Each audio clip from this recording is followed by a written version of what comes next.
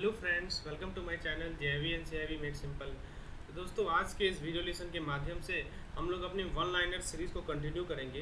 तो ये retail banking का वन लाइनर सीरीज़ है। इसमें दोस्तों वन लाइनर जो इंपॉर्टेंट क्वेश्चंस है मॉड्यूल ए से, वो हम लोग डिस्कस करेंगे।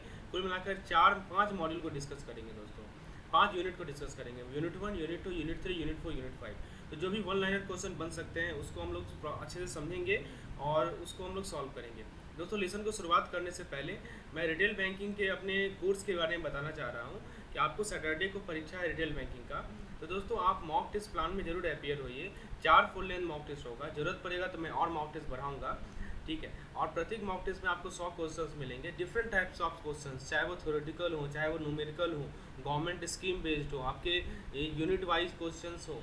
दोस्तों, कुछ केस स्टडीज पूछे जाते हैं, तो सभी क्वेश्चन का आपको एक जगह कलेक्शन मिल जाएगा दोस्तों। और दोस्तों, उसमें आपको न्यूमेरिकल्स होंगे और थ्योरेटिकल क्वेश्चंस दोनों अवेलेबल होंगे। दोस्तों, आप जब मॉक टेस्ट अपियर होंगे, mock test online medium mode में होगा और वो गूगल फोरम पे कंडक्ट किया जाता है। तो उसमें आपको पीडीएफ सॉल्यूशन जरूर मिलेगा, आप अपने देख पाएंगे कि आप कहाँ गलती कर रहे हैं। और दोस्तों, आप देखेंगे कि आपकी मिस्टेक क्या है और उसको कैसे सुधारा जाए, क्योंकि उसका सॉल्यूशन भी आपको हर एक क्वेश्चन का मिलेगा। और कुछ यदि एडिशनल इन्फॉर्मेशन होगा तो भी मैं प्रोवाइड करूँगा। एक नॉमिनल सा कॉस्ट है ₹89 का, जो कि आपको पे करना है। इस व्हाट्सएप नंबर पर डिटेल आपको मिल जाएगा। तो इस मॉक टेस्ट का आप लाभ उठाइए। और दोस्तों, इस 4 या 5 दिन जो भी आपके पास समय है, उसमें केवल आप यदि मॉक टेस्ट ही देंगे ना, तो दोस्तों आपको रिटेल बैंकिंग में आसानी से अच्छा मार्क्स स्कोर कर सकते हैं। तो मैंने हर एक टाइप का क्वेश्चन को इंक्लूड करने का प्रयास किया है, और प्रीवियस ईयर जो भी आए हैं, जो भी हमारे पास कलेक्शंस है, उसको मैंने डाला है। तो दोस्तों, डिटेल के लिए आप इस नंबर पर मुझे व्हाट्सएप करें। चलिए शुरुआत करते हैं अपने इस लेसन को अपने पहले क्वेश्चन के साथ। हमारा पहला क्वेश्चन है, रिटेल बैंकिंग जो है वो एक बैंकिंग सर्विसेज है that is geared primarily toward. तो दोस्तों, रिटेल बैंकिंग किसके की तरफ गियर्ड होता है, इसका याद रखिएगा आंसर। इसका आंसर है इंडिविजुअल। इसका आंसर है दोस्तों इंडिविजुअल कस्टमर, ठीक है। नेक्स्ट क्वेश्चन है, although retail banking is for the most part mass market driven, many retail banking product में ऑल्सो एक्सटेंड टू। तो ऑब्वियस सी बात है, रिटेल बैंकिंग जो है मास मार्केट ड्रिवन है, ठीक है। लेकिन बहुत सारे रिटेल बैंकिंग प्रोडक्ट जो है वो कहाँ एक्सटेंड करते हैं, तो दोस्तों इसका आंसर याद रखिएगा। तो वो एक्सटेंड करते हैं small and medium size business, small and medium size business, ठीक है। तो वैसे तो मास मार्केट ड्रिवन है, लेकिन रिटेल बैंकिंग प्रोडक्ट जो है स्मॉल और मीडियम साइज बिजनेस में भी एक्सटेंड करते हैं। In case of dash client base will be large and therefore risk is spread across the customer base. तो किस केस में क्लाइंट बेस लार्ज होता है और रिस्क जो है कस्टमर बेस के अक्रॉस स्प्रेड होता है, तो दोस्तों इसका आंसर है रिटेल बैंकिंग। रिटेल बैंकिंग के केस में जो आपका क्लाइंट बेस होता है दोस्तों, वो काफ़ी बड़ा होता है और रिस्क जो है कस्टमर बेस पे स्प्रेड होता है। दोस्तों, रिटेल बैंकिंग का हम लोग इस पार्टिकुलर यूनिट में कुछ इंपॉर्टेंस देख रहे हैं, उसके कुछ फीचर्स को देख रहे हैं। In case of retail banking, customer loyalty will be dash and the customer tend not to change from one bank to another very often. तो रिटेल बैंकिंग में क्या है कि कस्टमर का जो लॉयल्टी है वो होता है दोस्तों स्ट्रॉन्ग, ठीक है, वो स्ट्रॉन्ग होता है। और कस्टमर जो है एक बैंक से दूसरे बैंक हमेशा नहीं चेंज करते हैं। In case of retail banking, credit risk tends to be well diversified. दोस्तों, ये सब क्वेश्चन आपको रिटेल बैंकिंग के संदर्भ में पूछा जा सकता है कि रिटेल बैंकिंग के केस में क्रेडिट रिस्क जो है वो वेल डाइवर्सिफाइड होता है। क्यों वेल डाइवर्सिफाइड होता है? क्योंकि लोन अमाउंट जो है दोस्तों वो क्या होता है, रिलेटिवली स्मॉल होता है। तो loan amount is relatively small, इसीलिए जो हमारा क्रेडिट रिस्क है वो क्या होता है, वेल डाइवर्सिफाइड होता है, ठीक है। In case of retail banking there is dash volatility in demand. बताइए दोस्तों, रिटेल बैंकिंग के केस में कैसा डिमांड में वोलेटिलिटी ज़्यादा होगा या कम होगा? तो लेस वोलेटिलिटी इन डिमांड, ठीक है। तो आप देख रहे हैं ना क्या क्या फ़ायदा है रिटेल बैंकिंग का। कस्टमर लॉयल्टी स्ट्रांग होगा दोस्तों, ठीक है। उसके बाद दोस्तों, उसके अलावा आप देखिए कि क्रेडिट रिस्क जो है वो रिलेटिवली स्मॉल होगा, वोलेटिलिटी इन डिमांड कम होगा, ठीक है। क्लाइंट बेस आपका लार्ज होगा। तो ये सब आपका एडवांटेज है रिटेल बैंकिंग का। Banking services offer to a large group of individual customer is referred to as. तो दोस्तों, जो हमारा large group of individual customer है उसको जो बैंकिंग सर्विस देते हैं, उसे हम लोग क्या कहते हैं? इसे हम लोग कहते हैं दोस्तों रिटेल बैंकिंग, ठीक है। Public sector bank in India are generally have adopted the dash as their retail banking business model. अब देखिए दोस्तों, रिटेल बैंकिंग का कुछ बिजनेस मॉडल होता है। तो हमारे जो पीएसबी है वो कैसे मॉडल को अडॉप्ट किए हैं दोस्तों, यहाँ से क्वेश्चन हर एक साल पूछा जाता है। तो याद रखिएगा, एक मॉडल है डिपार्टमेंटल मॉडल। मैंने अपने थ्योरी वीडियो में तीनों मॉडल को अच्छे से समझाया है, तो उसे एक बार जाकर देखिए। तो अभी मैं आपको बता देता हूँ कि जो हमारे public sector bank in India में, तो वो डिपार्टमेंटल मॉडल को अडॉप्ट किए हैं अपने रिटेल बैंकिंग बिजनेस मॉडल के रूप में, ठीक है। आगे देखते हैं दोस्तों, regulatory prescription are one of the major dash of outsourcing in public sector bank. तो पब्लिक सेक्टर बैंकों में रेगुलेटरी प्रिस्क्रिप्शन जो होता है वो एक मेजर सोर्स है। किस चीज़ का मेजर सोर्स है? तो दोस्तों वो एक मेजर डिटर्मिनांट है दोस्तों। रेगुलेटरी प्रिस्क्रिप्शन जो है दोस्तों एक मेजर डिटर्मिनांट है आउटसोर्सिंग का पब्लिक सेक्टर बैंक में। ठीक है, चलिए आगे देखते हैं 10th नंबर क्वेश्चन। आप उम्मीद है दोस्तों आपको फॉन्ट क्लियर होगा, ठीक है, क्योंकि मैंने यहाँ पे लार्ज मीडियम में आप लोगों को शो कर रहा हूँ चीज़ें। अब देखिए कोई ऑर्गेनाइज मॉडल होता है। Dash organise model is modular structure using different process model for different product offering in to end solution product wise. देखिए मान लीजिए कि एक आपका प्रोडक्ट 1 है, ठीक है, जैसे मान लीजिए कि आपका एक क्रेडिट कार्ड है, एक प्रोडक्ट हो गया, ठीक है, फिर आप मान लीजिए कि आपका एक डेबिट कार्ड एक दूसरा प्रोडक्ट हो गया। तो एक आपको ऐसा मॉडल का नाम बताना है जिसमें अलग अलग प्रोडक्ट के लिए अलग अलग मॉडल को यूज किया जाता है। इसके लिए मॉडल 1 यूज होगा, इसके लिए दोस्तों मॉडल 2 यूज होगा। तो ऐसे ऑर्गेनाइज मॉडल को हम क्या कहते हैं दोस्तों? ऐसे ऑर्गेनाइज मॉडल का नाम होता है दोस्तों हॉरिजेंटल, ठीक है, मैं स्पेलिंग गलत लिख रहा हूँ, हॉरिजेंटली ऑर्गेनाइज मॉडल। इसमें क्या होता है, ये एक मॉड्यूलर स्ट्रक्चर है जिसमें अलग प्रोसेस मॉडल यूज होता है अलग अलग प्रोडक्ट के लिए, और in to end solution product wise आपको मिलता है, ठीक है। उसके अलावा दोस्तों और कुछ पॉइंट्स को देखते हैं।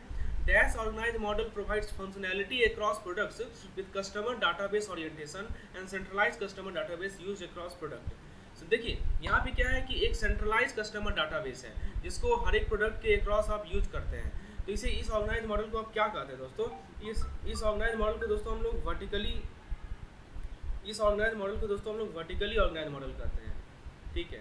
इस ऑर्गेनाइज मॉडल को दोस्तों हम लोग वर्टिकली ऑर्गेनाइज मॉडल कहते हैं। उसके बाद दोस्तों हम लोग नेक्स्ट कंसेप्ट को देखते हैं।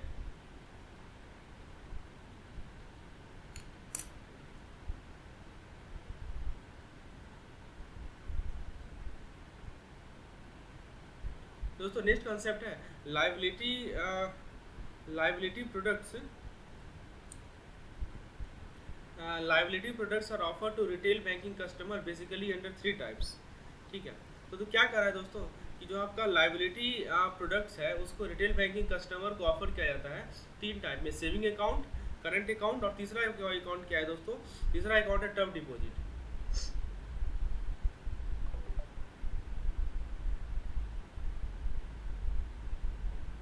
तो ये आपको ध्यान रखना है कि आपको लायबिलिटी प्रोडक्ट जो है रिटेल बैंकिंग कस्टमर को दिया जाता है 3 टाइप में, सेविंग अकाउंट, करंट अकाउंट और टर्म डिपॉजिट अकाउंट, ठीक है। चलिए उसके बाद दोस्तों आपको जो नेक्स्ट कंसेप्ट ध्यान रखना है,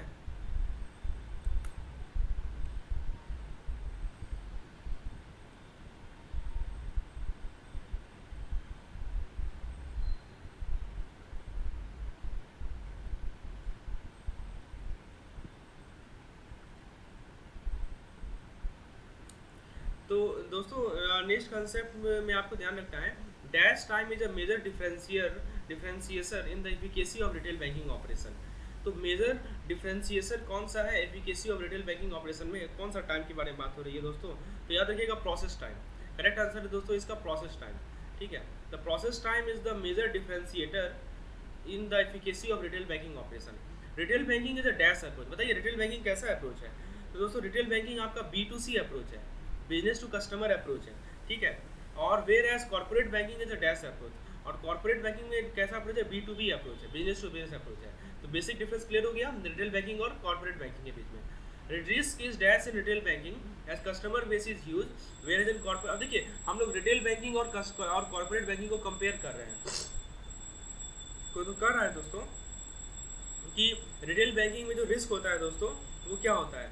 तो रिटेल बैंकिंग में जो रिस्क है दोस्तों वो वाइड स्प्रेड है, वाइड स्प्रेड रिस्क है, ठीक है। और दोस्तों आपको बुक पढ़ने की जरूरत नहीं है यदि आप इस सेशन को देख रहे हैं, क्योंकि बुक से ही ये सब कंसेप्ट लिया गया है। आप मैक्विलन बुक देखेंगे तो वहीं पे ये सब पॉइंट आपको दिया हुआ है, तो उसी को मैं fill in the blanks form में आप लोगों को लेकर आया हूँ ताकि वन लाइनर के रूप में आपको वो कवर हो जाए, कंसेप्ट कवर हो जाए, ठीक है। तो रिस्क जो है रिटेल बैंकिंग में वाइड स्प्रेड है क्योंकि कस्टमर बेस ह्यूज होता है, लेकिन कॉर्पोरेट बैंकिंग में रिस्क ज़्यादा है क्योंकि टिकट साइज ज़्यादा है लेकिन कस्टमर बेस स्मॉल है, ठीक है। तो ये अंतर है आपका रिटेल बैंकिंग और कॉर्पोरेट बैंकिंग में। दोस्तों नेक्स्ट क्वेश्चन नंबर 16 देखते हैं। रिटेल बैंकिंग में रिटर्न ज़्यादा है क्योंकि स्प्रेड ज़्यादा है फॉर डिफरेंट एसेट क्लासेस, लेकिन कॉर्पोरेट बैंकिंग में रिटर्न लो है। क्यों कॉर्पोरेट बैंकिंग में रिटर्न लो है? क्योंकि दोस्तों कॉर्पोरेट जो है वो बार्गेन करते हैं, corporate bargain for lower rate, ठीक है, corporate bargain for lower rate. तो कॉर्पोरेट जो है वो लोअर रेट के लिए बार्गेन करते हैं क्योंकि हाई लोन अमाउंट होता है इसीलिए, ठीक है। चलिए आगे देखते हैं दोस्तों क्वेश्चन नंबर 17 को। Dash in retail asset are most laborious because of large customer base as compared to corporate banking. तो एक तरह से रिटेल और कॉर्पोरेट का कंपैरिजन हो रहा है। तो बताइए क्या ज़्यादा लेबोरियस है रिटेल एसेट में? तो करेक्ट आंसर है दोस्तों मॉनिटरिंग एंड रिकवरी। हाँ, ये काफ़ी इंपॉर्टेंट है, मॉनिटरिंग करना। ठीक है, मॉनिटरिंग करना और दोस्तों रिकवरी करना रिटेल एसेट में काफ़ी ज़्यादा लेबोरियस प्रोसेस है, क्योंकि लार्ज कस्टमर बेस होता है। Dash theory of motivation indicate how a person is motivated, काफ़ी इंपॉर्टेंट है। मैस्लो थ्योरी ध्यान रखिएगा, इसका आंसर होगा मैस्लो, अब्राहम मास्लो। तो मास्लो थ्योरी को एक बार पढ़ के जाइएगा, बहुत इंपॉर्टेंट है। मास्लो थ्योरी ऑफ मोटिवेशन ये इंडिकेट करता है कि कैसे पर्सन मोटिवेटेड रहता है अपने नीड के बेसिस पे एक पार्टिकुलर पॉइंट ऑफ टाइम में। दोस्तों नेक्स्ट क्वेश्चन है the requirement of the customer is generally in general. दोस्तों क्वेश्चन कर रहा है the requirement of customer in general can be related with the need hierarchy theory by. तो इस ये भी हमारा अब्राहम मास्लो ही है। ठीक है, अब्राहम मास्लो का एक कंसेप्ट है जिन्होंने डिस्क्राइब किया है कि 5 नीड्स ऑफ इंडिविजुअल, ठीक है, in their various stages of life. ठीक है तो दोस्तों ये ध्यान रखिएगा कि अब्राहम मास्लो का इंपॉर्टेंट थ्योरी है जो कि सवाल से बार बार पूछे जाते हैं। उसके बाद दोस्तों नेक्स्ट क्वेश्चन है dash is the starting point of marketing process. तो आपको बताना है कि मार्केटिंग प्रोसेस का स्टार्टिंग पॉइंट कौन सा है। तो मार्केटिंग पॉइंट का दोस्तों स्टार्टिंग पॉइंट यदि आपसे पूछा जाएगा तो आप बोलेंगे प्रोडक्ट। ठीक है, प्रोडक्ट आपके मार्केटिंग पॉइंट प्रोसेस का स्टार्टिंग पॉइंट है।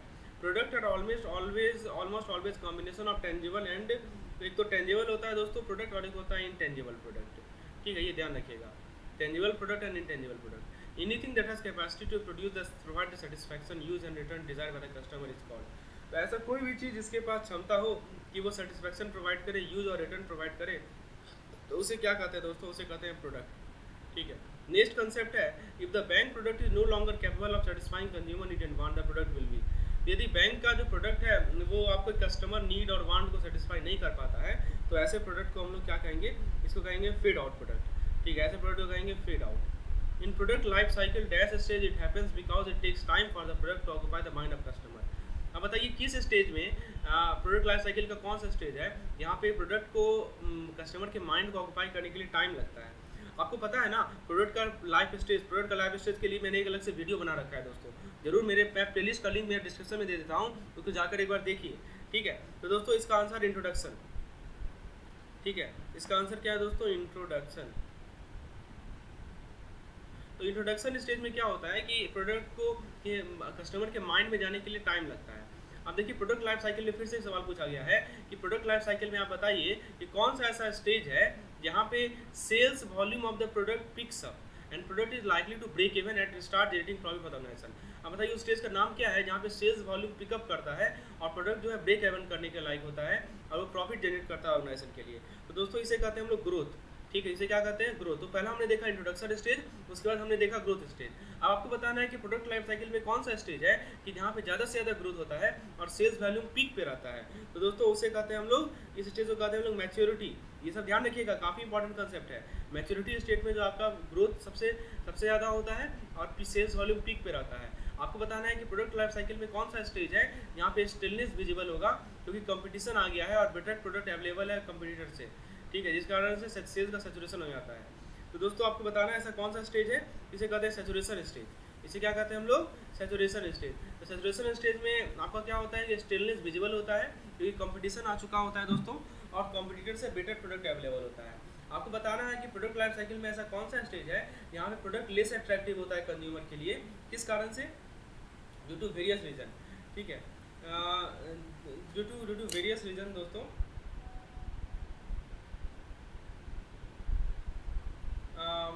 due to various reasons and result in drop in sales volume.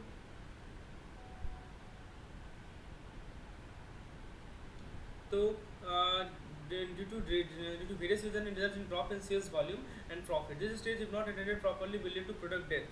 ठीक है, तो दोस्तों ऐसे प्रोडक्ट को क्या कहते हैं कि प्रोडक्ट लाइफ साइकिल में ऐसा कौन सा स्टेज होता है जहाँ प्रोडक्ट लेस अट्रैक्टिव होता है दोस्तों? तो इसे कहते हैं दोस्तों decline stage. This is called decline stage. ठीक है, इसे ध्यान रखिएगा, इसे हम लोग कहते हैं डिक्लाइन स्टेज। अब दोस्तों नेक्स्ट कंसेप्ट है दो different products cater to different segment, there are certain product like dash product which cater to all segment. आपको बताना है ऐसा कौन सा प्रोडक्ट है जो कि सभी सेगमेंट के लिए कैटर होता है, तो उसे कहते हैं कोर प्रोडक्ट। तो कोर प्रोडक्ट जो है आपके सभी सेगमेंट्स के लिए कैटर करता है, तो ये ध्यान रखिएगा दोस्तों। आगे अगला क्वेश्चन देखते हैं हम लोग। नेक्स्ट क्वेश्चन है हमारा, the next question we have is, दोस्तों different banker market their different product in different names though they have common feature, ठीक है। तो the idea of this to the idea of this to make the customer identify the bank with the particular name of the product. This initiative of the bank to create recall for the product is termed as, तो इसे क्या कहते हैं दोस्तों, इसे कहा जाता है, इस प्रोसेस को कहा जाता है ब्रांडिंग, ठीक है। तो ब्रांडिंग कहा जाता है दोस्तों, काफ़ी इंपॉर्टेंट टर्म है। ब्रांडिंग में क्या होता है कि अलग अलग बैंकर का अपने अपने प्रोडक्ट को डिफरेंट नेम से आप ये करते मार्केट करते हैं। तो इससे क्या होता है कि make the customer identify the bank with a particular name. Next है bank adopt two types of branding. Bank दो तरह का ब्रांडिंग अडॉप्ट करता है। तो पहला ब्रांडिंग का टाइप है वो ध्यान रखिएगा, उसे कहते हैं प्रोडक्ट ब्रांडिंग, ठीक है। तो दोस्तों प्रोडक्ट ब्रांडिंग कहते हैं टू क्रिएट प्रोडक्ट रिकॉल, और दोस्तों उसके बाद dash branding to create recall about the bank itself. तो इसे कहते हैं दोस्तों कॉर्पोरेट बॉन्ड ब्रांडिंग। तो इसे क्या कहते हैं दोस्तों, कॉर्पोरेट ब्रांडिंग। तो प्रोडक्ट ब्रांडिंग से प्रोडक्ट रिकॉल होता है और कॉर्पोरेट ब्रांडिंग से to create recall about the bank itself. Bank should aim to for keeping the product in the dash stage as long as possible so that business and profit maximization happen continuously. तो bank जो है M करेगी अपनी product को किस stage में रखने का ताकि बिजनेस और प्रॉफिट मैक्सिमाइजेशन जो है कंटिन्यूअसली हो। तो उसे कहते हैं दोस्तों मैच्योरिटी स्टेज, ठीक है। उसे क्या कहा जाता है, maturity stage. Product dash contribute to the premature death of the product. तो दोस्तों प्रोडक्ट का जो ऑब्सोलेसेंस होता है, प्रोडक्ट का जो दोस्तों ऑब्सोलेसेंस होता है, इसके कारण से क्या होता है कि आपका प्रोडक्ट का प्रीमैच्योर डेथ हो जाता है। Dash are those product in which organization basically deals in bank, saving bank, current account, term deposit, recurring deposit, ये सब आर कोर प्रोडक्ट है ना। मैंने बताया ना कोर प्रोडक्ट के बारे में। दिस कोर प्रोडक्ट है essential product and need not have a strong marketing content. This product will have a stable life in the growth stage of the product life cycle because they are indispensable, है ना। तो आपको बताना है कि ऐसा कौन सा प्रोडक्ट है जिसमें ऑर्गेनाइजेशन डील करती है दोस्तों, इसे कहा जाता है कोर प्रोडक्ट। तो और कोर प्रोडक्ट का एग्जांपल आप देख सकते हैं, आपके सामने एग्जांपल है कोर प्रोडक्ट का, ठीक है। और बैंक को एम करना चाहिए कि अपने प्रोडक्ट को मैच्योरिटी स्टेज में रखे, जितना ज़्यादा हो सके उतना देर तक, ठीक है। उसके बाद डैश आर दोज प्रोडक्ट, दोस्तों उसके बाद देखते हैं, जरा ऊपर चला गया है। Dash are those product which are develop from formal product by combining two core product. मतलब आपने दो कोर प्रोडक्ट को कंबाइन किया और आपने एक नया प्रोडक्ट बनाया, उसे आप क्या कहते हैं दोस्तों, उसे कहते हैं augmented product. This is called augmented product, ठीक है। ये सब बेसिक कंसेप्ट है जो कि पता होना चाहिए। जो ऑगमेंटेड प्रोडक्ट कैसे बनता है, तो दो कोर प्रोडक्ट को कंबाइन करके बनता है और दोस्तों उसमें वैल्यू एडिशन होता है, ठीक है। उसके बाद दोस्तों नेक्स्ट क्वेश्चन है, dash product there need to be much marketing orientation, need not be much marketing orientation. तो कोर प्रोडक्ट के लिए आपको मार्केटिंग ओरिएंटेशन की रिक्वायरमेंट नहीं है, लेकिन ऑगमेंटेड प्रोडक्ट के लिए दोस्तों आपको क्या करना है, आपको कंसर्टेड एफर्ट लगाना है, प्रोडक्ट को सक्सेस करने के लिए मार्केटिंग करना पड़ेगा, ठीक है। चलिए आगे बढ़ते हैं दोस्तों, यूनिट 2 पे आते हैं। यूनिट 2 में देखिए क्या क्वेश्चन बन सकता है दोस्तों, आप बुक ना पढ़ कर केवल इसी को देखिए तो आपका कंसेप्ट क्लियर होते चलेगा, ठीक है। चलिए पहला क्वेश्चन देखते हैं यूनिट 2 का। पहला क्वेश्चन है, dash of the customer base in different branches making it difficult to develop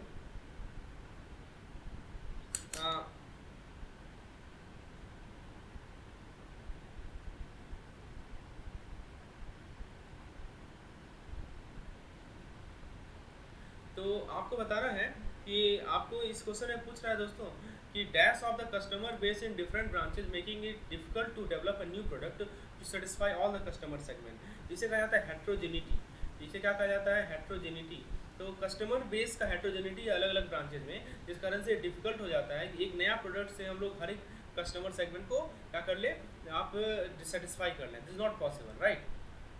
चलिए, due to dash product obsolescence is very fast and so customer preference will also change drastically। तो दोस्तों due to technological revolution, तो ये जो technological revolution आ रहा है दोस्तों, इस कारण से क्या हो रहा है कि ऑब्सोलेसेंस बहुत फास्ट आ रहा है, ठीक है। और कस्टमर प्रेफरेंस जो है वो हमेशा ड्रास्टिकली चेंज होता है। अब दोस्तों dash is N unbranded and undifferentiated commodity like rice, wheat, bread, because it is a core product. उसी तरह बैंकिंग कैटेगरी में saving bank, current account, term deposit, ये सब कोर प्रोडक्ट है। तो अनब्रांडेड वाले को क्या कहते हैं दोस्तों, जेनेरिक प्रोडक्ट कहा जाता है। इसके लिए जो नाम यूज किया जाता है वो है जेनेरिक। मैं फिर से लिख देता हूँ, जेनेरिक प्रोडक्ट, ठीक है। उसके बाद दोस्तों नेक्स्ट कंसेप्ट है, dash represent the customer minimal purchase condition and what the customer expect from the product. For satisfying this, the banker when structuring the product will make this expectation as a part of product structuring and will try to differentiate the product to enjoy distinction from other similar product. तो दोस्तों आपको बताना है कि ऐसा कौन सा product है जिसमें कस्टमर का मिनिमम परचेज कंडीशन को रिप्रेजेंट करता है और कस्टमर क्या एक्सपेक्ट कर रहा है प्रोडक्ट से वो रिप्रेजेंट करता है, ठीक है। तो दोस्तों इसका आंसर है expected product, this answer is expected product, ठीक है। तो expected product represent the customers minimum purchase, ठीक है, ये ध्यान रखिएगा। और प्रोडक्ट से कस्टमर क्या एक्सपेक्ट कर रहे हैं, ठीक है।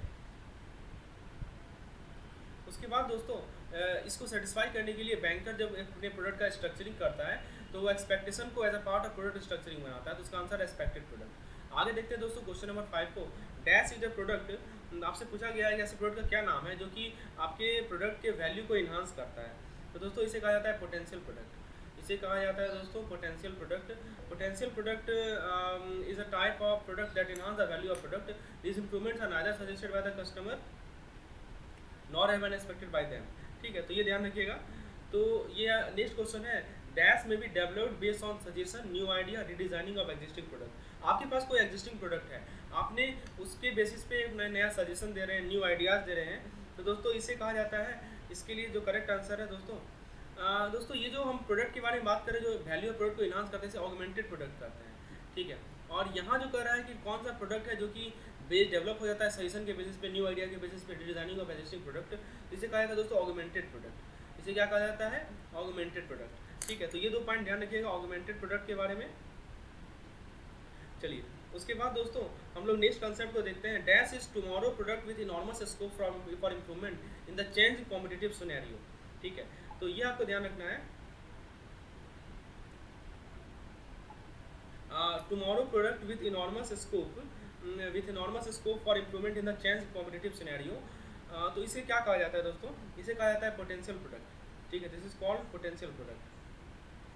ये भी आपका पोटेंशियल प्रोडक्ट है और ये भी आपका पोटेंशियल प्रोडक्ट है, ठीक है।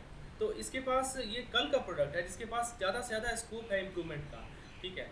और टेक्नोलॉजी सेंसिटिव बैंकिंग सिनेरियो में setting up computer terminals at the customer sites and offering him to bank with for his place for retail customer में पोटेंशियल प्रोडक्ट। तो आपको देखिए अभी तक हम लोग ने क्या क्या प्रोडक्ट देखा, देखिए एक बार फिर से रिकॉल कीजिए। अभी हमने देखा जनरल प्रोडक्ट, एक्सपेक्टेड प्रोडक्ट, फिर दोस्तों हमने देखा ऑगमेंटेड प्रोडक्ट और पोटेंशियल प्रोडक्ट। चारों में अंतर क्लियर रखना है आपको, ठीक है। You should know the difference between all this types, right, okay. अब दोस्तों उसके बाद जो हमें नेक्स्ट क्वेश्चन पूछा गया है, dash policy would include the product to be offered to different segment the product line based on the homogeneous needs of the heterogeneous customer base, designing product tailored to a specific customer base if the segment is an important segment। तो दोस्तों इसमें क्या answer होगा, इस policy का आपको नाम पूछा गया है, तो दोस्तों इसका करेक्ट आंसर है प्रोडक्ट पॉलिसी। प्रोडक्ट पॉलिसी में क्या होता है, ये आपका इसके अंदर होता है product to be offered to different segments, ठीक है। दोस्तों नेक्स्ट कंसेप्ट है क्वेश्चन नंबर 9 देखते हैं। For product differentiation bank marketer can highlight the dash of product which is specific feature available with a particular product. तो product को differentiate करने के लिए जो बैंक के मार्केटर होते हैं वो प्रोडक्ट के किस पार्ट को हाईलाइट करते हैं, तो प्रोडक्ट के यूएसपी को हाईलाइट करते हैं। यूएसपी का फुल फॉर्म आपको बताना चाहिए,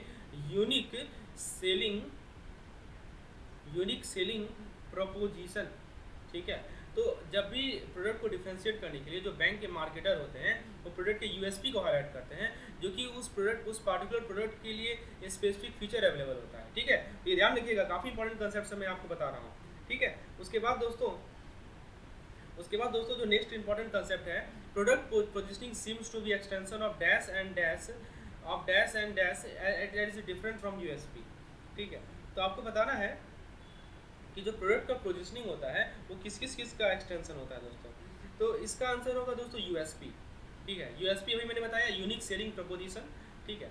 उसके बाद दोस्तों नेक्स्ट कंसेप्ट है, dash is the art of selecting out of the number of unique selling proposition the one which you give maximum sale. अब दोस्तों आपके पास बहुत सारा यूएसपीज है, उसमें से आप एक नंबर को सेलेक्ट करेंगे, ठीक है। इस आर्ट को क्या कहा जाता है जिसके कारण आपका सेल मैक्सिमाइज हो जाएगा, तो इसे कहा जाता है पोजिशनिंग।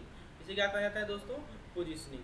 तो पोजिशनिंग ही आर्ट होता है। For positioning the most important factor is, तो पोजिशनिंग के लिए मोस्ट इंपॉर्टेंट फैक्टर है कस्टमर का माइंड, ठीक है। कस्टमर का माइंड सबसे मोस्ट इंपॉर्टेंट फैक्टर है।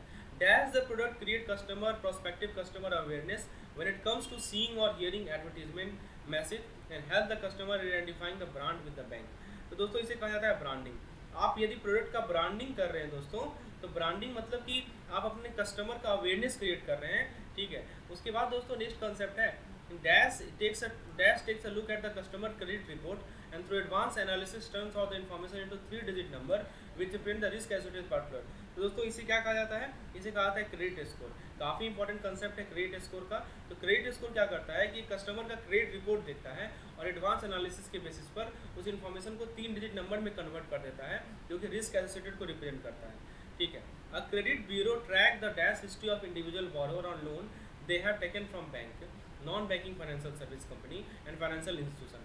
तो क्रेडिट ब्यूरो किसी इंडिविजुअल बोरोवर के कौन से हिस्ट्री को ट्रैक करता है दोस्तों?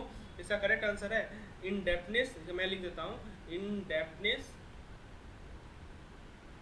And repayment. तो उसका इन डेप्थनेस क्या है और रीपेमेंट हिस्ट्री को ट्रैक करता है इंडिविजुअल बोरोवर का। नेक्स्ट कंसेप्ट है दोस्तों the first credit bureau in the world, a share holder in CIBIL was set up back in 1841। तो पहला जो क्रेडिट ब्यूरो वर्ल्ड का था उसका नाम है दोस्तों, उसका नाम है Dun and Bradstreet, Dun and Bradstreet, ठीक है, ये ध्यान रखिएगा।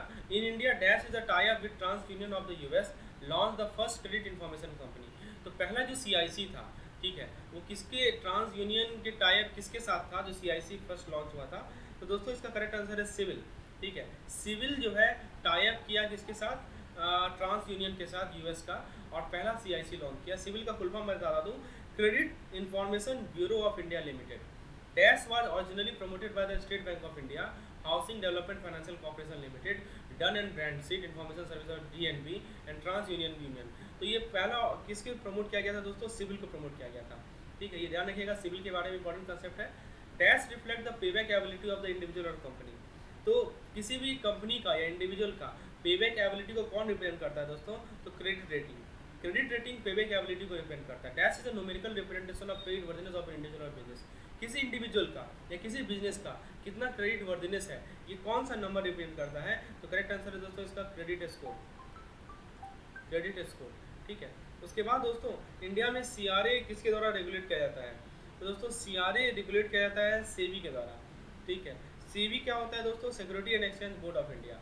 Dash formally credit rating information service of India limited, CRISIL कहा जाता है इसे, ठीक है। Is an India analytical company providing rating research and risk and policy advisory services, subsidiary of American company S&P global, ठीक है। तो दोस्तों इसका आंसर है ओनिक्रा। इसका आंसर क्या है? ओनिक्रा। पहले ये नाम था, ठीक है, ओनिक्रा। ओनिक्रा का फुल फॉर्म याद रखिएगा, Onida individual credit rating agency of India, ठीक है। ये सब इंपॉर्टेंट कंसेप्ट है दोस्तों। एक इंपॉर्टेंट क्वेश्चन पूछा जाएगा, केयर का फुल फॉर्म से पूछा जाएगा, ठीक है। सॉरी यहाँ पे मैंने एक मिस्टेक कर दिया दोस्तों। इसका आंसर दोस्तों यहाँ एक ओनिक्रा नहीं होगा, सॉरी। इसका आंसर है दोस्तों आपका क्रिसिल, ठीक है, क्रिसिल। इसका आंसर होगा क्रिसिल, ठीक है। उसके बाद दोस्तों नेक्स्ट कंसेप्ट है 23 नंबर, केयर का फुल फॉर्म। केयर का फुल फॉर्म दोस्तों मैं बता देता हूँ। केयर का फुल फॉर्म है credit analysis and research limited rating. C से क्रेडिट होता है, ए से एनालिसिस होता है, आर से दोस्तों रिसर्च होता है, और रिसर्च आर ई से रिसर्च होता है दोस्तों। Credit analysis and research limited rating. Smera का फुल फॉर्म आपसे पूछा जाएगा, तो दोस्तों स्मेरा का मैं बता देता हूँ, small and medium enterprise rating agency, ठीक है। और ये जॉइंट इंटरप्राइज सिडबी का, डन एंड ब्रैडस्ट्रीट का, ठीक है, ध्यान रखिएगा। और ओनिडा ग्रुप के द्वारा जो प्रमोट किया गया है दोस्तों उसे कहा जाता है ओनिक्रा, ठीक है। उसके बाद दोस्तों dash is 100% on subsidiary of Fitch group. तो फिच ग्रुप का 100% ऑन सब्सिडरी को क्या कहते हैं दोस्तों? फिच, ठीक है। तो फिच है India rating agencies, Fitch INR, ठीक है, INDRA कहा जाता है इसे। तो ये क्या होता है? Fitch India rating and research, Fitch India rating and research. Fitch rating enclosure is an American trade rating agency, is one of the big 3 credit rating agency, the other 2 big. तो एक तो फिच है दोस्तों, इसके अलावा दूसरा एक आपको मूडीज़ पता होना चाहिए यदि वर्ल्ड लेवल में बात करें। एक तो मूडीज़ है, फिच है, और एक है दोस्तों आपका S&P, स्टैंडर्ड एंड पुअर, ठीक है। Formally investment information and trade agency of India limited, इसे क्या कहते हैं? इकरा, ठीक है। ICRA याद रखिएगा, ठीक है। BWR was establish, Brickworks rating was establish in 2007 promoted by. तो कैनरा बैंक के द्वारा ये प्रमोट किया गया था, ब्रिकवर्क्स चलिए, तो दोस्तों ये सब कुछ इंपॉर्टेंट कंसेप्ट था। और यूनिट 2 से यूनिट 3 पे आते हैं दोस्तों। यूनिट 3 में कहा गया है dash is an electronic telecommunication device that enable customer of financial institution to perform financial task such as cash withdrawal, deposit, transfer fund. तो इसे कहा जाता है ATM, automated teller machine. Dash are set up and owned by bank itself. Bank is responsible for their operation and maintenance. Banks are entitled with the responsibility of cash loading, AMC and security of ATM. तो दोस्तों इसे कहा जाता है bank on ATM. तो bank ने जिस ATM को खरीदा है उसके लिए बैंक खुद ही जिम्मेवार है, ठीक है। In case of dash service provider on the hardware of ATM machine, the responsibility of maintenance of ATM is taken by service provider, whereas the sponsor bank takes the responsibility of cash management and provide the connectivity to ATM to banking network. तो आपको बताना है कि ऐसा कौन सा ATM है जिसमें सर्विस प्रोवाइडर जो है एटीएम मशीन का हार्डवेयर खरीदता है और मेंटेनेंस का इसका जिम्मेवारी कौन लेता है, सर्विस प्रोवाइडर लेता है, लेकिन जो स्पॉन्सर बैंक है वो कैश मैनेजमेंट का जिम्मेवारी लेता है। तो दोस्तों इसे कहा जाता है हमारा ब्राउन, ध्यान रखिएगा इसे इंपॉर्टेंट कंसेप्ट है, इसे क्या कहा जाता है, ब्राउन लेवल एटीएम, ठीक है। ब्राउन लेवल एटीएम में बैंक कैश देखेगी और जो स्पॉन्सर है और जो अपना सर्विस प्रोवाइडर है वो मेंटेनेंस करेगा एटीएम का। उसके बाद दोस्तों नेक्स्ट कॉन्सेप्ट है लोगो ऑफ डैश। दोस्तों क्वेश्चन जरा देखते हैं। Logo of dash is displayed on brown level ATM cash premises. तो किसका लोगो दिखाया जाता है दोस्तों, तो स्पॉन्सर बैंक का लोगो दिखाया जाता है, ठीक है। Logo of sponsor bank is displayed on brown level ATM, ठीक है। नेक्स्ट है dash ATM are own and operated by NBFC. तो एनबीएफसी के द्वारा जो एटीएम ऑन किया जाता है उसे कहा जाता है वाइट लेवल एटीएम। ये सब की कंसेप्ट जो कि ध्यान रखना है। और non banking entity with minimum net worth of dash can apply for white level ATM. तो जो नॉन बैंकिंग एंटिटी है, जो भी एनबीएफसी है, उसका मिनिमम नेटवर्थ कितना होना चाहिए कि वो इसके लिए अप्लाई करे। तो करेक्ट आंसर है 100 करोड़ वाइट लेवल एटीएम के लिए अप्लाई करें। Dash is the first company to get RBI permission to open white level ATM. They have started their chain in a brand name Indicash. तो दोस्तों इसका आंसर है Tata communication payment solution limited. Tata communication payment solution limited, ठीक है। मैं इतना लंबा नहीं लिख रहा हूँ, आप सुन लीजिए। Tata communication payment solution limited. Dash ATM are located at the premises of the branch bank branch. In real sense the ATM is connected with the CBS of the branch where it is placed. तो दोस्तों इस ATM को कहते हैं on site ATM. और dash ATM are located location away from the bank premises, इसे कहा जाता है ऑफ साइट एटीएम, ठीक है। चलिए, N ATM card is a dash based card used to transact in ATM only, whereas debit card on the other hand is much more dash card। तो दोस्तों ATM card जो है वो कैसा card होता है, तो वो आपका दोस्तों पिन बेस्ड कार्ड होता है। पिन का full form personal identification number, ठीक है। और जो आपका डेबिट कार्ड होता है वो मल्टी फंक्शनल कार्ड होता है। आप किसी रेस्टोरेंट में, स्टोर्स में यूज कर सकते हैं वो आपका डेबिट कार्ड को। तो डेबिट कार्ड एक तरह का मल्टी फंक्शनल कार्ड है। We can not use dash card for net banking service. तो दोस्तों आप किस कार्ड को नेट बैंकिंग सर्विस के लिए यूज़ नहीं कर सकते हैं, एटीएम कार्ड को, ठीक है। Debit card holder can use the card for internet banking facility, ठीक है। तो डेबिट कार्ड वाला यूज़ कर सकता है लेकिन आपका एटीएम कार्ड का नहीं यूज़ कर सकता है। डैश कार्ड इज अ, दोस्तों क्या कर रहा है, dash card is a thin plastic card that contain identification information such as signature, authorize the person name on it, charge purchase service account. इसे कहा जाता है दोस्तों क्रेडिट कार्ड, ठीक है। क्रेडिट कार्ड दोस्तों क्या होता है, एक थिन प्लास्टिक कार्ड होता है, इसके अंदर आइडेंटिफिकेशन इन्फॉर्मेशन होता है, जैसे सिग्नेचर हुआ, authorize the person name on it to charge purchase और सर्विस अकाउंट, ठीक है। नेक्स्ट क्वेश्चन है the concept behind the credit card is. तो क्रेडिट कार्ड के पीछे कंसेप्ट क्या है, बाय नाउ पे लेटर, अभी खरीद लो बाद में पे करना, ठीक है। फिर the first universal credit card that could be use at the variety of store was introduce by. तो पहला यूनिवर्सल क्रेडिट कार्ड किसने इंट्रोड्यूस किया था दोस्तों, तो याद रखिएगा Diners club, Diners club Inc. Universal card don't leave home without it was established in 1958 by. तो ये जो यूनिवर्सल कार्ड था वो किसने एस्टैब्लिश किया था, एस्टैब्लिश किया गया था American Express company, American Express company, ठीक है। ये ध्यान रखिएगा। Dash and dash were the pioneer of Indian credit card market. तो कौन कौन थे, एक तो सिटी बैंक 1980s की बात हो रही है, और दोस्तों एक है हमारे HSBC, ठीक है। ये पायनियर थे इंडियन क्रेडिट कार्ड के। नेक्स्ट है among the public sector bank dash and dash में early starter follow by Bank of India. तो पहले जो अर्ली स्टार्टर थे पब्लिक सेक्टर बैंक में वो कौन कौन से थे, आंध्रा बैंक और Bank of Baroda, followed by Bank of India.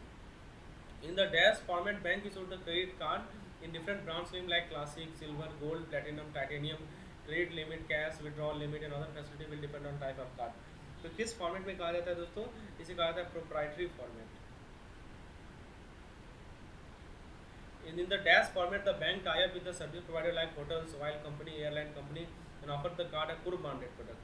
तो इस आपको इस फॉर्मेट को क्या कहा जाता है दोस्तों, को ब्रांडेड फॉर्मेट। तो याद रखिएगा, एक होता है प्रोप्राइटरी फॉर्मेट और दोस्तों ये दूसरा होता है हमारा को branded format. Credit card are accepted globally through their application with, credit card जो है ग्लोबली एप्लीकेटेड होता है, एक्सेप्टेड होता है, किसका एप्लीकेशन है, Visa and MasterCard. The concept of dash is introduce in credit card to promote more uses. तो किसका कंसेप्ट इंट्रोड्यूस हुआ था क्रेडिट कार्ड में ज़्यादा यूज को प्रमोट करने के लिए, तो आंसर है cash back offer. Cash back offer लाया गया क्रेडिट कार्ड में ताकि लोग ज़्यादा से ज़्यादा क्रेडिट कार्ड को यूज करें। नेक्स्ट कंसेप्ट है dash are preloaded with specific amount and offered as bearer card with pin number. दोस्तों इसका करेक्ट आंसर है प्रीपेड कार्ड। प्रीपेड कार्ड यानी तो दोस्तों इसका करेक्ट है प्री लोडेड कार्ड। ये जो है आपका प्री लोडेड होता है स्पेक इन्फॉर्मेशन से, जैसे bearer card with pin number. Next concept है dash refers to reimbursing a merchant with regarding to a transaction done on card issued by different bank. तो आप किसी मर्चेंट को रिम्बर्स कर रहे हैं, कोई ट्रांजेक्शन किया गया है कार्ड पे जो भी डिफरेंट बैंक ने इशू किया है, इसे क्या कहा जाता है दोस्तों, इसे कहा जाता है एक्वायरी। इसे क्या कहा जाता है दोस्तों, acquirer. Dash refers to the member bank that sign a merchant maintains. दोस्तों क्या कहा गया है इस क्वेश्चन में, dash refers to member bank that sign a merchant maintains a merchant relationship and receive all card transaction. तो दोस्तों इसे कहा जाता है acquirer. What we call it acquirer या acquiring bank. Dash is the process that fortifies the security of a digital account by using two different pieces of information. This is mandated by RBI for transaction through internet based on values which are not present on the card to prevent misuse of card. इस process को क्या कहते हैं दोस्तों, this process is known as AFA। दोस्तों AFA का मतलब याद रखिएगा, एडिशनल फैक्टर ऑथेंटिकेशन। ठीक है, या आप टू फैक्टर ऑथेंटिफिकेशन भी कहते हैं। एडिशनल फैक्टर ऑथेंटिकेशन एक प्रोसेस है जो कि डिजिटल अकाउंट को की सिक्योरिटी को बढ़ाता है दो पीस ऑफ इन्फॉर्मेशन से। When under a chargeback cycle, the issuing bank and acquiring bank are unable to solve the dispute, the matter is referred to Visa or Master for solution. तो chargeback cycle में जो issuing bank है और जो acquiring bank है, ठीक है, और वो जो है आपस में डिस्प्यूट को हैंडल नहीं कर पाते, तो मैटर को वीज़ा या मास्टर को रेफर किया जाता है। इस प्रोसेस को क्या कहा जाता है दोस्तों, इस प्रोसेस को कहा जाता है arbitration. This process is called arbitration. Dash is the process by which the issuer of the card or the authorized agent give an approval for carrying out card transaction. तो इस प्रोसेस को कहते हैं दोस्तों ऑथराइजेशन। बेस और BIN, base identification number is assigned to each member by Visa Master for identification, authorisation और clearing and settlement. तो BIN जो है दोस्तों वो क्या होता है, बिन बेसिकली एक 6 डिजिट कोड है। बिन क्या है दोस्तों, एक 6 डिजिट कोड होता है जो कि हर एक मेंबर को दिया जाता है वीज़ा मास्टर के द्वारा, ताकि वो आइडेंटिफाई करे, ऑथराइज करे और क्लियर करे और सेटल करे। ठीक है, आगे देखते हैं। Dash is the computer system of Visa which provide authorisation and under related services to इस मेंबर। तो इस कंप्यूटर सिस्टम ऑफ वीज़ा को क्या कहते हैं दोस्तों, तो दोस्तों ऐसे कंप्यूटर सिस्टम ऑफ वीज़ा को हम लोग कहते हैं बेस 1। ठीक है, इसे क्या कहा जाता है, base 1। Dash is the computer system of Visa that provides service to the member in field of transaction clearing and settlement of fund between members. तो इस कंप्यूटर सिस्टम ऑफ वीज़ा को क्या कहा जाता है दोस्तों, इसे कहा जाता है base 2। Dash code is a 2-dimensional picture which store URL and other information. तो इस 2-dimensional पिक्चर को हम लोग QR कोड कहते हैं। ठीक है, इस 2-dimensional कोड को हम लोग दोस्तों QR कोड कहते हैं। नेक्स्ट इंपॉर्टेंट कंसेप्ट है डैश और dash is a 3-digit code generated by system and encoded on the magnetic strip of the card is in encrypted form. This is useful when card is used in POS और EDC machine. दोस्तों इसे कहा जाता है CVV, है ना, CVV card verification value और CVC card verification code. ठीक है, तो ये एक 3 डिजिट कोड होता है जो कि सिस्टम जनरेट करती है और इनकोड किया जाता है मैग्नेटिक स्ट्रिप ऑफ कार्ड में इंक्रिप्टेड फॉर्म में। ठीक है, dash is the date of processing and clearing of data by base 2 system. Base 2 system मैंने बताया ना कि जो वीज़ा का कंप्यूटर सिस्टम होता है जो कि अपने मेंबर को सर्विस प्रोवाइड करते हैं, उसे बेस 2 कहा जाता है। तो जिस डेट में प्रोसेसिंग किया जाता है और क्लियरिंग किया जाता है डाटा को, उस डेट को क्या कहते हैं दोस्तों, चार्ज बैक डेट कहते हैं। That is called charge back date. When a transaction दोस्तों इसे हम लोग सेंट्रल प्रोसेसिंग डेट, सॉरी यहाँ मिस्टेक है, इसे कहते हैं CPD, सेंट्रल प्रोसेसिंग डेट। ठीक है, when a transaction returned by issuing bank ने ट्रांजेक्शन को रिटर्न कर लिया तो acquiring bank for various reason of dispute by the card holder, it is termed as charge back. इसे चार्ज बैक कहते हैं। Dash is a bank card issued to companies for use by company employ. तो company employ के द्वारा जो use करने के लिए जो बैंक कार्ड यूज दिया जाता है उसे क्या कहा जाता है दोस्तों, इसका इसके लिए नाम होता है दोस्तों डिस्काउंट रेट। कॉर्पोरेट कार्ड कहा जाता है दोस्तों, corporate card, this is called corporate card. ठीक है, इसके बाद दोस्तों जो नेक्स्ट कंसेप्ट है वो है dash is a fee an acquiring bank charge the merchant for handling merchant sales draft.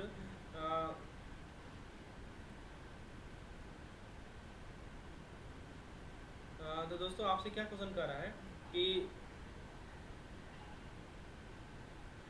उस फी को क्या कहते हैं दोस्तों, जो एक्वायरिंग बैंक चार्ज करता है, एक्वायरिंग बैंक चार्ज करता है दोस्तों for handling merchant sales and drive for electronic sales transaction also refers to as merchant service charge. दोस्तों इसे इसके लिए जो नाम है उस फी को हम लोग क्या कहते हैं दोस्तों, that's fee is known as discount rate, that fee is known as discount rate.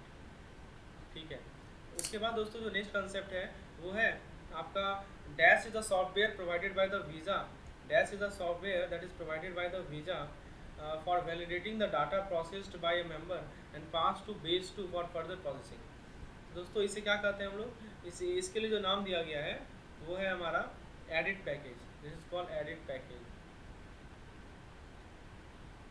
Dash is a temporary Visa और Mastercard that an issuer और their agent provide to replace an eligible card holder loss और withdrawing Visa Mastercard.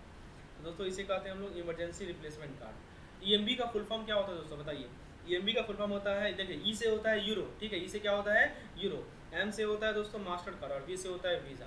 तो तीनों का तीनों company का नाम है। ठीक है, चलिए उसके बाद दोस्तों इस टेक्निक का क्या नाम है, जिसमें आप एक दोस्तों इस टेक्निक का आपको नाम पूछा गया है जिसमें दोस्तों आपसे is a known bit stream on transmission line so that it appears to be a random sequence of bit to an unauthorized observer। इसे कहा जाता है दोस्तों इनक्रिप्शन, इसे क्या कहा जाता है दोस्तों इनक्रिप्शन। तो इसे हम लोग दोस्तों इनक्रिप्शन कहते हैं। इनक्रिप्शन में क्या होता है दोस्तों कि आप जो है एक टेक्निक करते हैं जिससे हम लोग बिट स्ट्रीम को मॉडिफाई करते हैं ट्रांसमिशन लाइन पे, ताकि एक रैंडम सीक्वेंस ऑफ बिट ये अपीयर हो अनऑथराइज्ड ऑब्जर्वर के लिए, और ये ऑटोमेटिकली क्या जाता है कंप्यूटर टर्मिनल में बिफोर डाटा इज ट्रांसमिटेड। जैसे आप और दोस्तों जैसे आप व्हाट्सएप यूज करते हैं तो व्हाट्सएप में आप जो मैसेज डालते हैं वो पहले इनक्रिप्ट होता है और वो फिर एक अलग फॉर्म में जाता है, और जहाँ पे जिसको आपको जिनको भेज रहे हैं मैसेज उनकी तरफ से डिक्रिप्शन किया जाता है। ठीक है, तो एक तरफ इंक्रिप्शन होता है और दूसरी तरफ क्या होता है दोस्तों डिक्रिप्शन होता है। ठीक है, dash refers to the edit package run date और सेटलमेंट डेट। तो दोस्तों इसे कहते हैं हम लोग endorsement date. Dash is a laser created photograph that creates a three dimensional image using an anti counterfeiting measure on bank card. तो दोस्तों इसका नाम है हॉलोग्राम, इसका क्या नाम है हॉलोग्राम। ठीक है, a card is dash listed as the request of the card holder when his card is lost और इसे कहा जाता है दोस्तों hot listed. A card is dash listed at the instance of issuing bank for non payment of dues, इसे कहा जाता है ब्लैक लिस्टेड। ये सब चीज़ याद रखिएगा, हॉट लिस्टेड क्या होता है, ब्लैक लिस्टेड क्या होता है, ये सब बेसिक कंसेप्ट है जो कि आपको देखना है। ठीक है, उसके बाद दोस्तों जो नेक्स्ट कंसेप्ट है dash refers to inter bank card association that is ICA is the founding member association of the Mastercard. This is the 4-digit number assigned by the Mastercard to a bank for the purpose of uniquely identifying that member. तो दोस्तों इसका नाम होता है हमारा ICA number, ICA number कहते हैं इसे। ठीक है, under dash all Mastercard members are required to refer the merchant detail to Mastercard for their clearance before signing up merchant so as to filter unwanted prospective merchant। तो दोस्तों इसके लिए नाम रखा गया है MCC। क्या नाम रखा गया है MCC।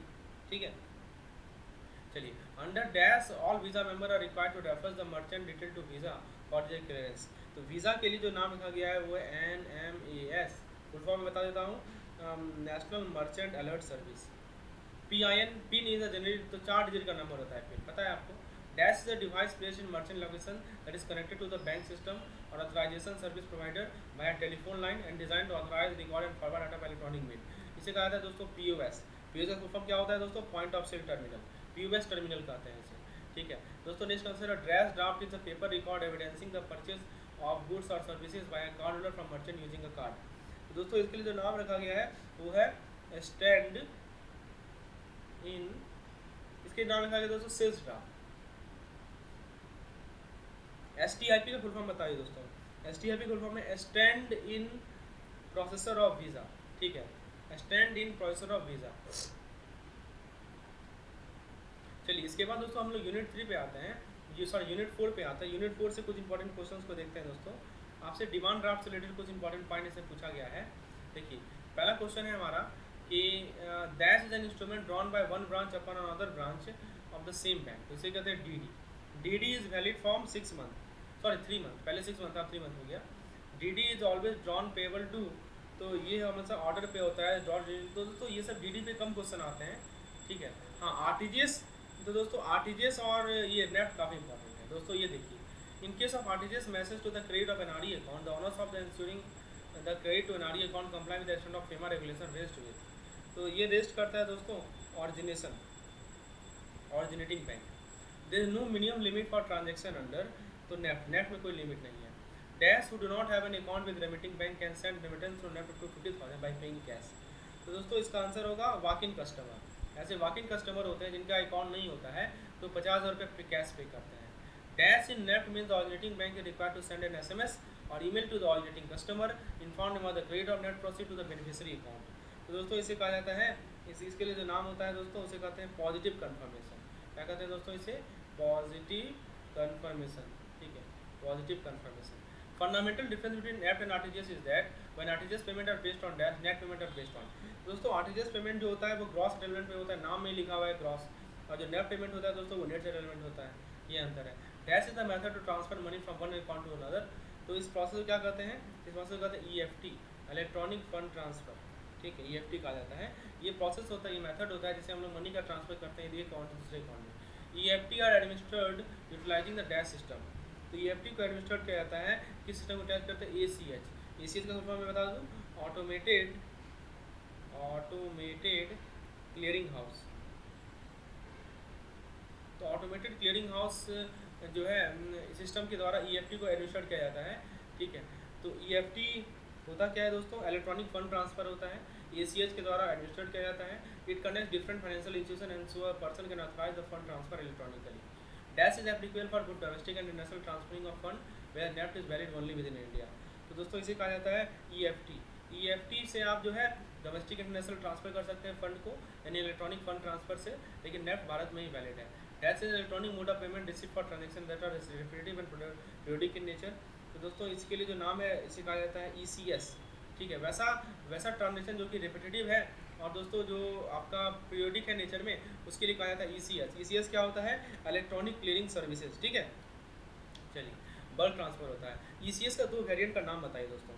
ईसीएस का 2 वेरिएंट का नाम है ईसीएस क्रेडिट, इन्हें पता होना चाहिए आपको, और दोस्तों दूसरा नाम है ईसीएस डेबिट, ठीक है। Dash is use for affording credit to large number of beneficiary having account with the bank branch at various location with in jurisdiction of an ECS centre by using a single debit to an account of the bank, तो इस process को क्या कहते हैं दोस्तों? इस process को कहते हैं ईसीएस क्रेडिट। ईसीएस क्रेडिट में क्या होता है कि एक सिंगल अकाउंट से पैसा काटकर अलग अलग बेनिफिशियरी को पैसा दिया जाता है। Dash is use for raising debit to a large number of account maintain with the bank branch at various location with jurisdiction, अब अलग अलग खाते से पैसा निकाल के एक सिंगल क्रेडिट किया जाता है बैंक को, इसे कहा जाता है दोस्तों ईसीएस डेबिट। तो 2 चीज़ ध्यान रखिएगा, एक होता है ईसीएस क्रेडिट, एक होता है ईसीएस डेबिट। आप लोग के डेली लाइफ का ये सब कम चीज़ सब है। A centralised version of ECS credit is known as dash has been launch, इसे कहा था दोस्तों नेशनल ईसीएस, एनईसीएस। एनईसीएस क्या होता है? नेशनल ईसीएस, इसका लॉन्च हुआ है, और ये जो है centralise accounting system mean bank का सिस्टम को यूज करता है दोस्तों। और the amount of bank that is submitted, the account of bank that is submitting और रिसीविंग पेमेंट इज डेबिटेड और सेंट्रली क्रेडिटेड एट मुंबई, ठीक है। ये ईसीएस के 2 टाइप्स मैंने हम लोगों ने देखा। उसके बाद दोस्तों नेक्स्ट कंसेप्ट को देखते हैं। Dash is the alpha numeric code that facilitate electronic fund transfer in India. This code uniquely identifies bank branch participating in the RTGS और नेफ्ट सिस्टम, दोस्तों इसीलिए इसके लिए नाम जो यूज़ किया गया है वो है आईएफएससी कोड, है ना। आईएफएससी कोड एक अल्फा न्यूमेरिक कोड होता है। आईएफएससी का फुल फॉर्म आपको पता होना चाहिए, Indian financial system code, Indian financial system code, ठीक है, याद रखिएगा। MICR is acronym for, MICR का फुल फॉर्म है magnetic ink character recognition, magnetic ink character recognition. ये एक न्यूमेरिक कोड होता है जो कि यूनिकली आइडेंटिफाई करता है एक बैंक ब्रांच जो कि ईसीएस क्रेडिट स्कीम में पार्टिसिपेट कर रही है। ये 9 डिजिट का कोड है, जिससे ब्रांच बैंक के लोकेशन, पहला 3 कैरेक्टर सिटी को दिखाता है, दूसरा 3 कैरेक्टर बैंक को दिखाता है, और तीसरा 3 कैरेक्टर ब्रांच को दिखाता है। तो एमआईसीआर का फुल याद रखिएगा, magnetic in character recognition. Dash of RBI is it another channel for flow of remittance into India from abroad, तो दोस्तों इसके लिए आंसर है एमटीएसएस, ठीक है। एमटीएसएस का फुल फॉर्म क्या होता है? Money transfer service scheme. RBI का एक चैनल है जिसके थ्रू रेमिटेंस का फ्लो होता है भारत में अब्रॉड से। नेक्स्ट कंसेप्ट है dash is also known as online banking और ई बैंकिंग और virtual banking. is an electronic payment system that enable customer of the bank or other financial institution to conduct a range of financial transactions through the financial institution website. तो इस process क्या कहते हैं दोस्तों, इस process को कहते हैं internet banking. Dash is the act of making financial transaction on the mobile device. This activity can be as simple as banking, sending, fraud और यूजेज एक्टिविटी. तो दोस्तों इसे कहा जाता है दोस्तों mobile banking. Dash means product, price, people and place. तो इसे कहा जाता है दोस्तों मार्केटिंग मिक्स. मार्केटिंग मिक्स में क्या होता है, product, price, people and place होता है. Dash is the primary direct channel that drive retail banking. तो प्राइमरी डायरेक्ट चैनल जो कि रिटेल बैंकिंग को ड्राइव करता है उसे कहा जाता है दोस्तों branch. Remote delivery channel means, remote delivery का क्या मतलब समझते हैं दोस्तों. रिमोट डिलीवरी का मतलब है electronic method channel. Mobile banking किस पे वर्क करता है, तो मोबाइल बैंकिंग वर्क करता है GPRS पे. GPRS क्या होता है, general packet radio services. Individual account with joint account, ठीक है, can not operate in internal banking account. ठीक है, तो ये joint account can not operate हो सकता है. Putting yourself in the shoes of the customer and looking the service from the customer perspective is known as. ठीक है, इस प्रोसेस को क्या कहते हैं दोस्तों, कस्टमर इम्पैथी कहा जाता है. काफ़ी इंपॉर्टेंट कंसेप्ट है, इसको कहा जाता है दोस्तों customer empathy. In the context of bank CRM means customer relationship management का क्या मतलब है, managing the customer and their relationship. यानी कस्टमर को मैनेज करना और उनके रिलेशनशिप को मैनेज करना. The purpose of CRM is to increase the share of the customer with the bank services and increase as per the customer profitability. दोस्तों इसका correct answer है increase the share of wallet of the customer with the bank. ठीक है, उसके बाद दोस्तों next concept है the backbone of CRM lies in robustness of customer data. The Reserve Bank has since set up CEPD. CEPD क्या है, Consumer Education and Protection Department issued the Charter of Consumer Demand. Next है, in the if a customer want to continue with his existing EMI instead of increase EMI, the repayment period is extended beyond earlier commitment period. This phenomena is known as, इसे कहते हैं दोस्तों rescheduling of loan.